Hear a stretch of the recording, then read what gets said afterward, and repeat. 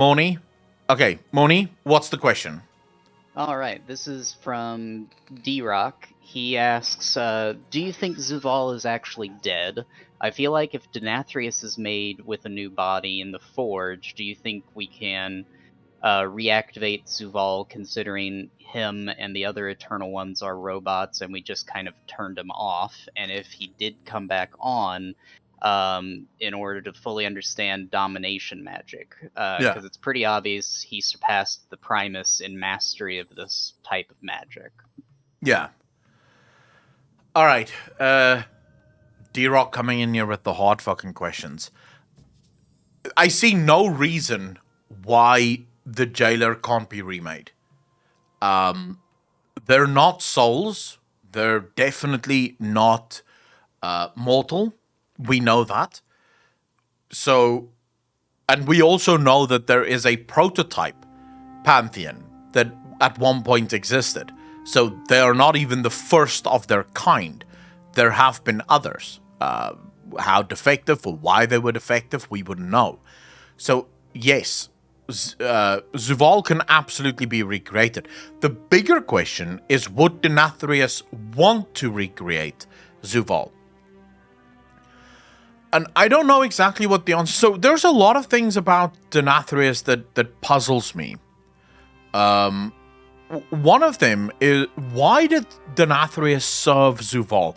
If they're brothers and they actually technically should be on the same level, they should be on the same level in terms of power.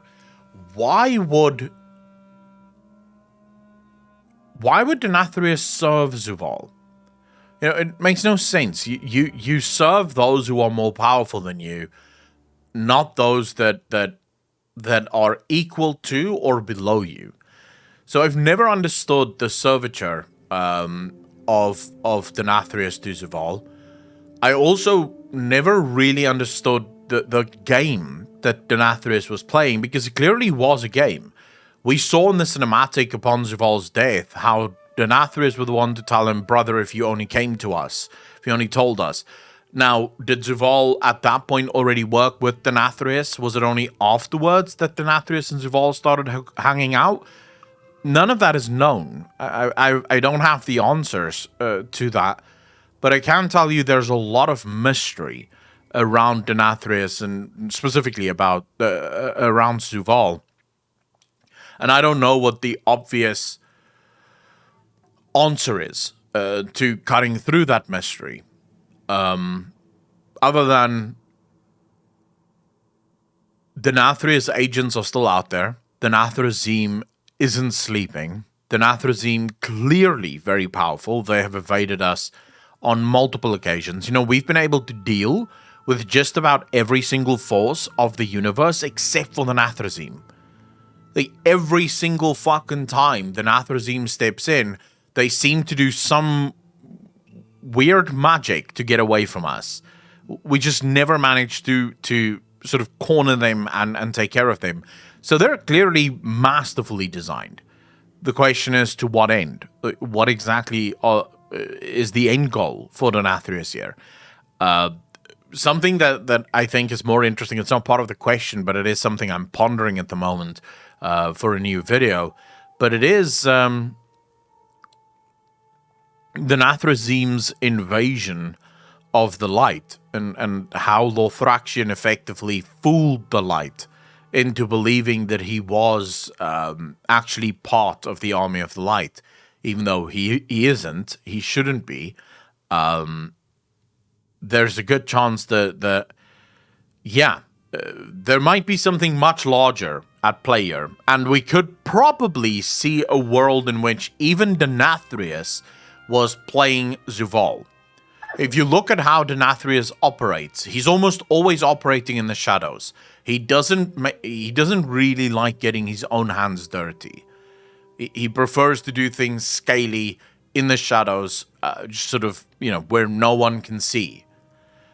Even his children, the Denathrazim, are master infiltrators and spies, people in the shadows. So it might be that Denathrius was playing some kind of 5D chess, and he just needed Zovaal for something. Maybe he needed Zovaal to get out of the Shadowlands. How do you... would we know? What if Denathrius couldn't leave the Shadowlands in his body, like in his mortal form?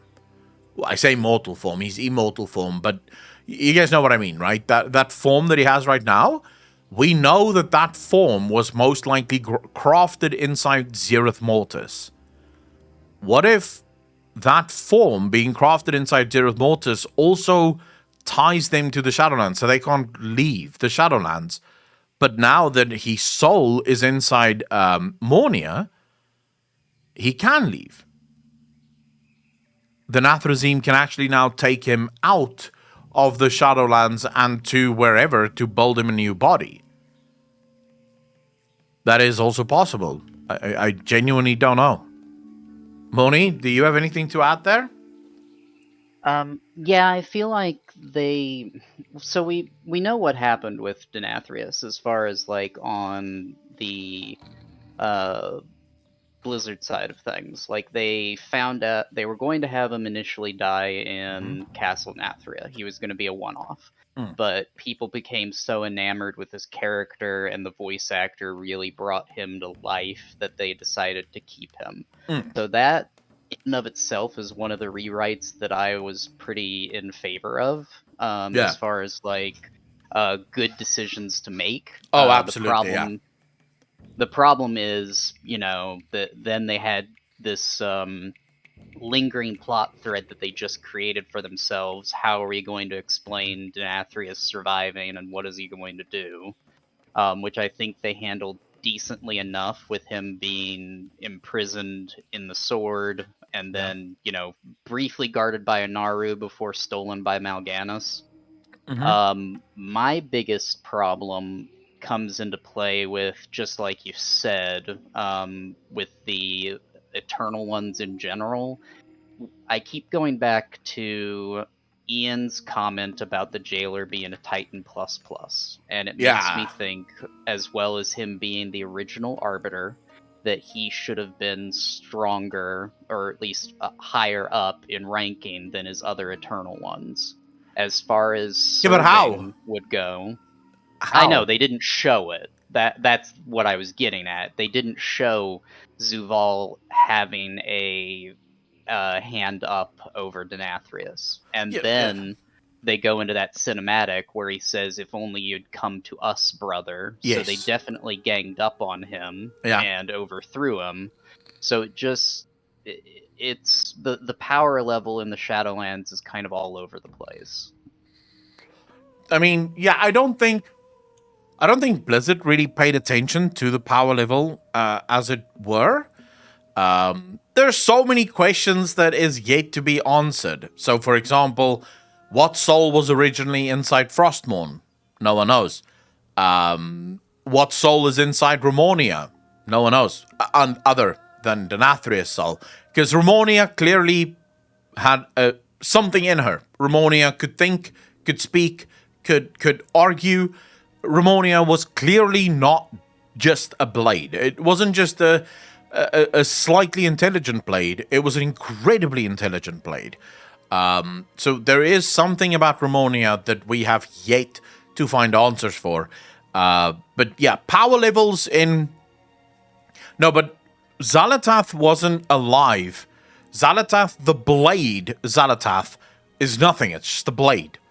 It was Xal'atath, the soul of the void creature within it, that was alive. And when N'Zoth finally granted Xal'atath her freedom, we saw that soul leave the blade and then fuck off, right? Because Xal'atath is actually a prison. Xal'atath is not actually, as it were, a blade. It's definitely not a soul blade. It's a prison. And it was used to imprison whatever Xal'atath is. So Xal'atath is definitely something different. Ramonia is either a soul blade, the same as Frostmourne, or maybe even more unique than Frostmourne. Because Frostmourne was very limited in what it could do.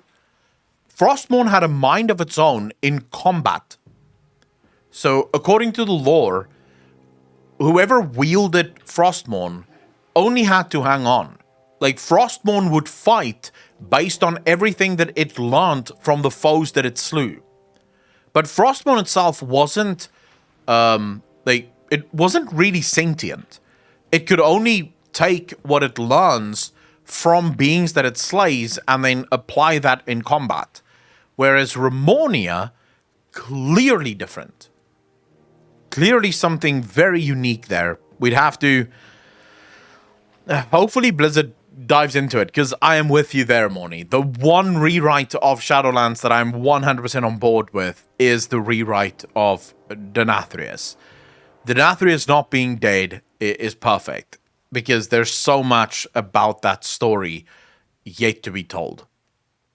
So I'm really looking forward to that. Yeah, same. Like, they could either have him basically aspire to pull off what the jailer was doing, or have his own agenda.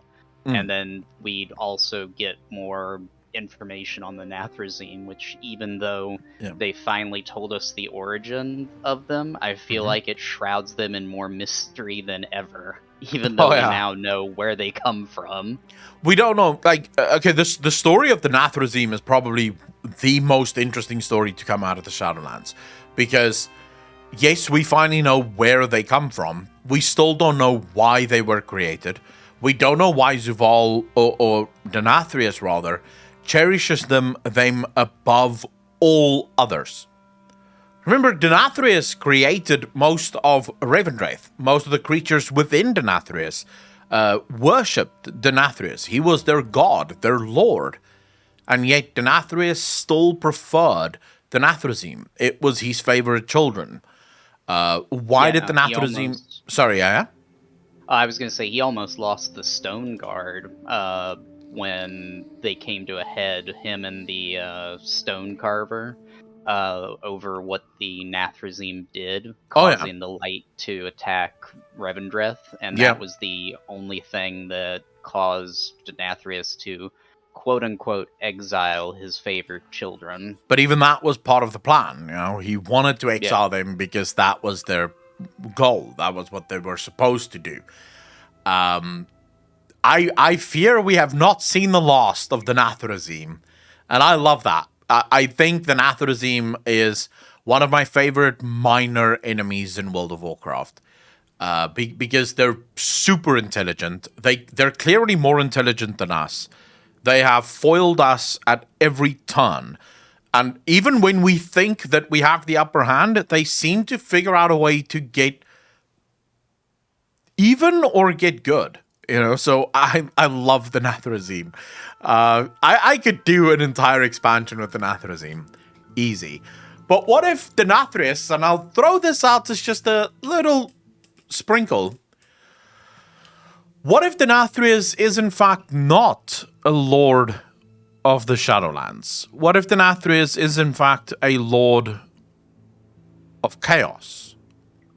Because Denathrius, in terms of looks more like a demon than he does. He doesn't really look like any of the other Eternal ones.